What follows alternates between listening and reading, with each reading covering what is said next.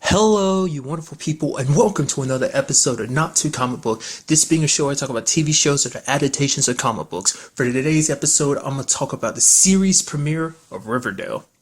So before we get started, I will let you know I know next to nothing about the Archie comics. Obviously, I know Riverdale has its own twist on it because I remember hearing the premise of this a little while back, before I even saw commercials and stuff for it. But I remember hearing the premise like, oh yeah, it's like a murder mystery that takes place in the Archie universe. So I was like, oh, that's kind of interesting. But it's like I think back in the day when I was younger, I watched some Archie comics. I have a vague memory of it, but like I said, other than I don't really like even the characters. I don't even remember certain like there are certain characters' names. I was like, I know Jughead and I know Archie. That's literally it. But it's like so far, like my impressions of it so far, I really like it. Obviously, the episode it's a lot of setup. It's like obviously like it's not till the end of the episode. Obviously, we find out about Jason being murdered, but it's going to be a blend of a murder mystery and a drama, some relationships, and it's just like obviously it seems like it's one of those obviously murder mystery obviously, but it's like it seems like it's going to be a very heavily character driven show obviously, where the sense of like the different relationships between everyone. I feel weird getting all like ooh like this is what this is about and just breaking it down like that. I feel weird saying that because I don't never really talk about a show like that, but it's very interesting from moment one. I'm very interested in like to start it off. It's like, oh, we find out that basically Jason's from a family that's super hated. I mean, great. I don't know whether it's. I think it's whether it's just Jason himself or the Blossoms in general. Well, interesting enough, like their families amongst the main characters, the Blossoms are the only people we've not actually seen their faces. They were the only ones we never actually got to see their faces because, like, every other person's parents, got to see their face. Like, it's understandable for certain, like, because it seems like the hate is towards the Blossom family in general, but I think it's, you take Betty's family, for example. Betty's family has reason to hate Jason specifically because what happened with their other daughter, Polly. Because essentially, Polly was dating Jason, and it was one of, like, it's a situation, like, being a teenager and everything, like, I can understand that situation of, like, oh, like, this person became, like, for her, Jason was everything. She didn't care about anything else but him, but, in Betty's case, she's like, I know Jason didn't really care for my sister at all. And to me, I understand that because like I kind of was in a situation like that in the past without going into too much details, but I was like too attached to a significant other. Just kind of made them my everything. So I can relate to that, especially when you're a teenager, that, you find love in everything and you think you have what's love. I mean, maybe in Polly's case, she thought she had love. But to her, like, it's like, holy crap, you see, like, Betty's case and just kind of like, man, a lot of Betty's life is a little messed up because, like, she's on Adderall because I didn't understand the context of that scene either. It was like Betty's mom was like, oh yeah, you slipped on your Adderall, so let me get that for you. So here it is. So her mom because her mom wants her to be perfect. Because that was like the whole thing about her joining the cheerleading squad and everything. It's like her mom is like holding her back, like because like her mom is like has these absurd standards because she basically is like stay away from all boys, including Archie, and she's like, Archie may have red hair, but that doesn't make him as bad as the Blossoms. And she's like, oh, all boys are bad. It seems like her mom kind of is very strict in the sense of like, she's like, oh, I've always been the perfect girl for you. I've done everything you've ever wanted. And now that I want to do something for myself, you're kind of like telling me I can't do it. I mean, her reasoning obviously is because like Cheryl's the one that runs,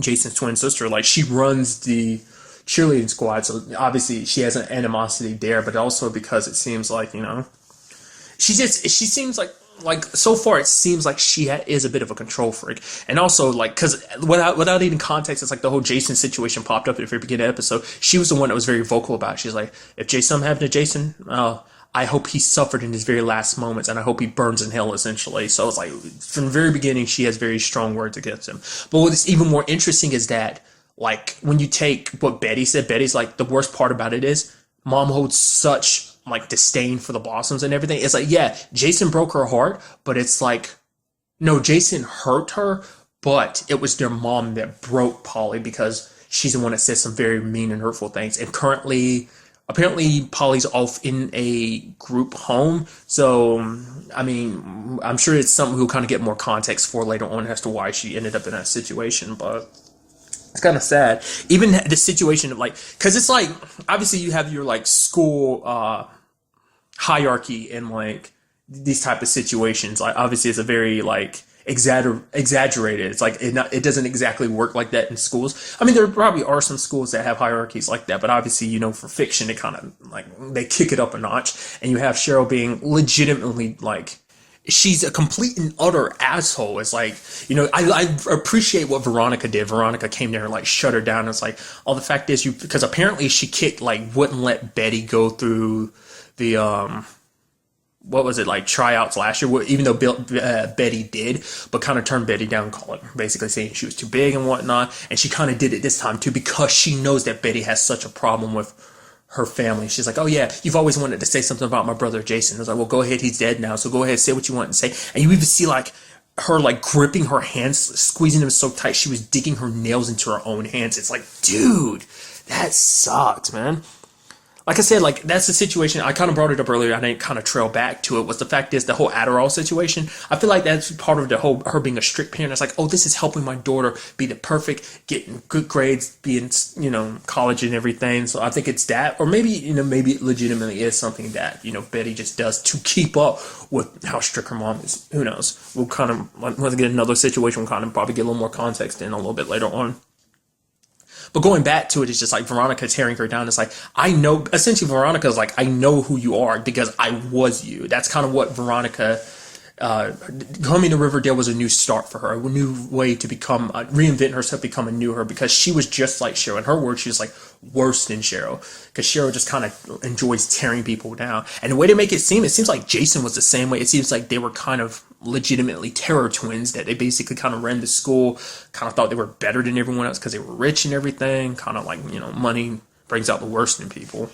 I mean, I guess at the same time you can argue money just brings out who someone always was, and it's just just entitlement and privilege. And Veronica's like, basically her circumstances with her dad, which she comes from a very messed up situation. The reason why she's moving to Riverdale is because her dad is basically being charged with embezzlement and stuff, like the fraud and embezzlement. So basically her mom and her had to leave New York for that, which in a case, it's interesting that basically in part of the episode you see her mom pick up a bag that basically was left for her, and it's some of the, if not all, some of the money that her husband had been embezzling. Then there's also the situation with her and Archie's dad. Apparently they had a bit of a past. The fact is that they brought that up means that something's going to come from it. I mean, granted, they're both split up because it seems that Archie's mom is in Chicago, so she wouldn't like, that's the only time she was ever referenced. I was like, I just automatically assumed I saw his dad only is, it's a situation where it's just like the setting, it's kind of a combination. It's like a fictional present day, like anywhere USA town mixed with a 50s style to it. Because that's what I was wondering. I was like, oh, is this supposed to take place in the 50s or something with the way the cars are designed and everything? But it's like, no, it's like they took the world of Archie but set it in the present, because like Archie comics are like super old and everything. Because especially when you saw the Blossom twins in the car and everything, I was like, that's a very 50s car. But at the same time, maybe that's just because I was honestly, it didn't click in my head to like actually look at other cars. I didn't actually pay that much attention. So maybe it's like they got that car because it's a classic and it's like, oh, we're rich, let's get like a super classic niche car just to kind of stand out. I don't know. Speaking of like his dad, who's played by Luke Perry, it's like it's got a lot of very interesting casting in this show. Also, Machin Amik, I know I butcher her name. Like I don't think I've ever properly pronounced her name. I need to learn how to properly pronounce it because I probably butchered it, and I've just messed up super hard saying it. I know, but nevertheless, probably best well known. I know her for two things. Shelly from Twin Peaks, super excited to see, obviously her return to Twin Peaks, and also Witches of East End and LM. It was like a Lifetime witch show. Nevertheless, like those are the two things. So it was like, seeing her, and also Cole Sprouse. When I found out, I was looking into the show like a while back, and I found out he was in. I was like, oh, that's cool. And I kept looking. I was like, oh, where is he? Didn't even realize he was Jughead. Just because it's so weird seeing him as a brunette. It's like, dude, I've seen you have blonde hair for so often. To anyone that might not know, he was Cody on Zack and Cody. But it's so weird. I've seen him as a like with blonde hair for so long that it's like weird seeing him with different colored hair. But I'm trailing all over the place. That was just kind of something that was in the back of my mind. it's so interesting seeing all the different relationships between people and all the things that's kind of behind everyone. Probably one of my favorite lines in episodes from Kevin being like, "Oh my God, look at Archie. He got muscle. He got ripped." It's like, "Oh my God, Betty, you got to go over there and tame that, basically take that ginger bull for a ride or something like that." Because that's also another dynamic I really like too. Is like Veronica. I obviously when like Archie met her, it seemed like he was his blown away because Betty's so into Archie. It's like they've been friends for so long, and she's always been scared to actually tell him how she feels. She's about to tell him, and then Veronica shows up, and it's like, oh, maybe he's interested in Veronica. And then it turns out it's like Veronica's like, oh, you like Archie? It's like, yo, her and Kevin are like Betty's big wingman, being like, yo, tell Archie how you feel. Even go to a dance together, and it's like, yo, tell him how you feel, dance with him. And obviously that didn't work out well because basically being kind of, once again, Queen Bee, being just a complete another asshole, Cheryl just like stirring a pot and basically put Veronica and Archie in a closet together in like 7 Minutes in Heaven. And then Veronica's asking us like, oh, so how you feel about Betty? Essentially, the way he feels like he's never really felt that way towards Betty is kind of what he was basically saying. He's never felt like or loved, well, that type of love towards Betty, like, because she's like his best friend and everything. But then they kind of started kissing and everything. And it's like, we shouldn't do this. Yeah, we shouldn't continue to make, and it kind of sucks on both their parts because for Veronica, like, it sucks because it's like Betty was like her first friend, and it's like now she feels like she's betrayed a good friend of hers, and like she feels like probably feels like she's lost her. And then, Archie's like, that's his best friend, and like he feels like he's lost her, and it's gonna suck because Betty already has her mom in her ear about like, oh, you can't trust, it's like, oh, Veronica's the same as Cheryl, she'll stab you in the back. And then, Betty was like, no, screw that, I'm gonna go to the dance with Archie and her. And it's like, now it's like two people she cares about just kind of like, I mean, we don't know, but it seems like it could be a situation where it's like they I don't know if their relationship will ever be the same. And that's kind of something, a very interesting thing that the show does too, is like, it seems like, at least with this pilot episode, it seems that the story is told from Jughead's perspective. It seems like he might be like a photographer, kind of like a reporter. Like, I don't know. I have this vague memory that might be what Jughead did a lot. And isn't Jughead the one that was like super obsessed with hamburgers or something like that? Maybe that's someone else. And I wouldn't be surprised if it was like Reggie or something.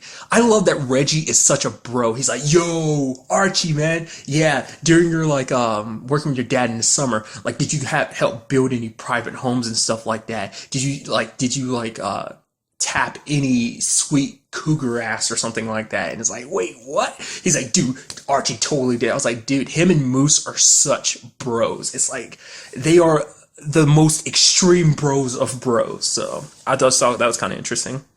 Because like I said, I never really took Archie as being the bro type. And it seems like he's not really that. He's just kind of like, it's like, I don't know, like, because it's really kind of, like I said, a big part of this is like the social like hierarchy of high school and stuff like that, like where you fit in and stuff like that. And Archie's kind of like in between everywhere, because it's like for Archie, he's like, he wants to do a lot of things. Like he wants to do music. It seems like he's interested in football. Obviously, he's playing and everything. His coach wants him to be up there. To him, he kind of hid away from his dad. The fact is, he wanted to do music. He didn't want anyone to know that. The only people that know are Kevin, Veronica, and Betty. Because Betty was the first person he told, even let them listen to some of his music. And they're telling him to kind of follow his dreams. So like he's kind of balancing all of it, because for him, his dad wants him to go to college. He's like, oh, you can play football, go to college, get a business degree. You can come back, take over the business, kind of run the business with me, and then eventually let the company be yours. But Archie's like, I don't want that anymore. And it's like, his dad's like, 3 months ago you wanted that. He's like, well, things changed because of this summer. And you end up finding out like the reason why. Apparently Archie and one of his teachers had a relationship, super scandalous. Didn't expect that. I was like, wow, Archie, whoa, dude, that's super scandalous. And the teacher's good, like, he's asking the teacher for help when it comes to music and everything, and she's like, I'm not going to help you because it's like we should not even be in the same room together because, well, it'll be inappropriate. But then he basically kind of forces her in. He's like, I won't. I've already said I won't say anything about what they heard, which they heard a gunshot when it came to the whole situation with Cheryl and Jason, but they kept their mouth shut because they can't say exactly that the reason why they were there at the time. And now that looking back in retrospect, she kind of had an old school car, didn't she? Too. That's not the point. I literally forgot the point I was making earlier. The point is that Jughead is kind of a reporter, and it seems like the episode is kind of told from his perspective. I don't know if that's going to be the case for the rest of the series or even just rest of the season, but at least this first episode, it seems like that's the case. Because it seems like he's kind of like the one that keeps tabs on the investigation and stuff like that. I'm sure he's probably going to, obviously, I feel like out of anyone, he's going to be the main one. I feel like obviously a lot of the main characters are going to be the main part of this investigation, but also I'm sure, he's going to be at the center of it because it seems like he's taking a very interest in this. Because it seems like Archie and Jughead obviously are established friends in this universe, but it seems like they had a falling out and they don't really talk anymore. Is it like a more recent thing or has it been a while or something like that? So, because it also seems like Jughead's kind of a bit of a loner. Because even in school, you didn't really see him that much. The only time you saw Jughead was around the time of, well, like the investigation as well as being at the diner, like typing up a story. So, and also we got introduced to Josie and the Pussycats because I forgot that that's part. Because I remember learning that from somebody a long time ago that's actually because I remember Josie and the Pussycats from the cartoons from a long time ago. And so it's kind of, this version of them is very interesting because obviously they're like, oh, we're very serious about our music and stuff. But Josie like shut Archie down immediately. He's like, yo, I want to, show you this song and stuff I made. It's like, we're doing our thing. We want to like basically sing songs that we made, make music that we made that has meaning to it. And I guess because of who Archie is, she kind of thought like, oh, like I said, which kind of brings up like, is Archie a jock or whatever? So maybe that's what kind of motivated that, or just kind of like, everyone was particular about their own music. So it's like, yo, we don't, I'm not trying to help you or anything. Like she wouldn't even listen to him. Josie's kind of mean, isn't she? Like from what I remember the cartoons, I don't remember, like, weren't they like crime solvers or something? Like they played music by day, but they were kind of like investigators by night or something. Like I don't remember. Like I have a vague memory. Like I could have sworn they solved mysteries or something like that. So in retrospect, it's kind of like that's kind of like perfect fit for the show. But obviously, I don't think they're going to have that element to it. Who knows? You don't really know with this because obviously there's going to be a lot of stuff referencing the comic books that I was going to go way over my head because I'm not familiar with them and stuff like that. But nevertheless, I just think, I don't know, it's just kind of like, man, it's like from the Josie that I knew back in the day wasn't like that. It's just like, oh, she's so snippy and snappy and just been like, no, like I said, not going to happen type, and just like goodbye type of thing. And just like, oh, that's, you would think, you'd want to help out a fellow musician, but she shut it down quick. Side note, who is the actress that plays Josie? She looks familiar. I don't know. I feel like I've seen her in something before. I just can't quite place her.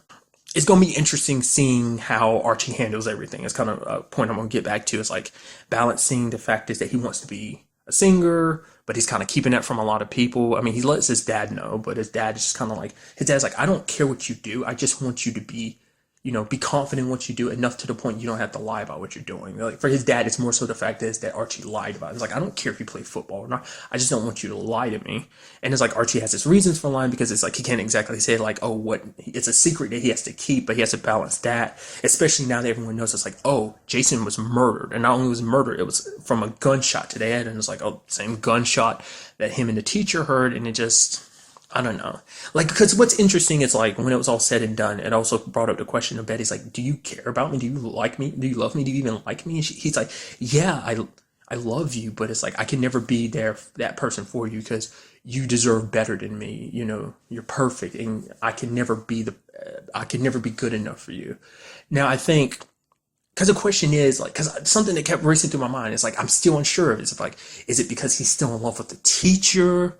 Which it seems like that might not be the case because of the whole kiss between him and Veronica.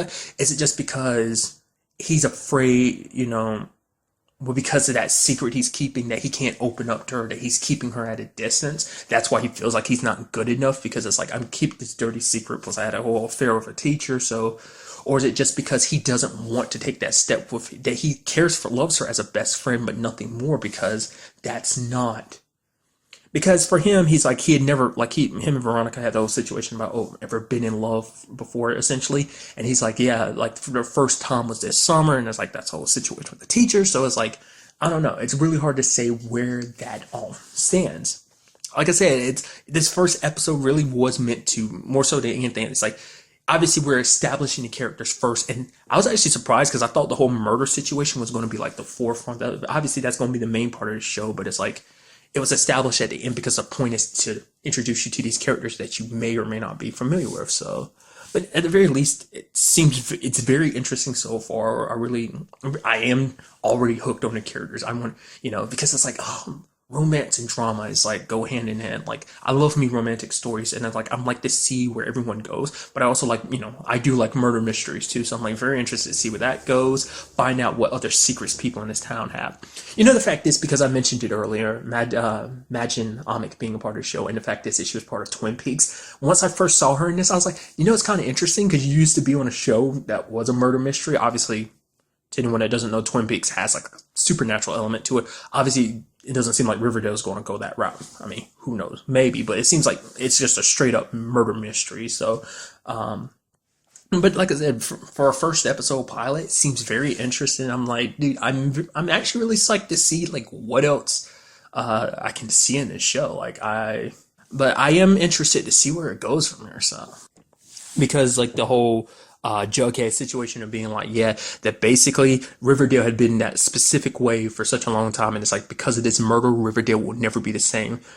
He also said something too interesting. He was like, that night, two hearts broke, when it came to Betty and Archie. So that's also something that kind of going back to is like, is that kind of alluding to the fact is that there was something more, or is it because he's losing his best friend too? Because her heart got broken, now that means he's lost his best friend, and it's like, I don't know. Like I said, like everyone's got a lot of secrets in this town, and I love that being reveals in these type of situation. This is probably going to be like a murder mystery / soap opera type of drama, teen romance, mixture of so many things. So, but really, that's all I want to talk about in this episode. Till the next time we meet, be happy, be safe, live life to the fullest, and enjoy it. Good day and goodbye.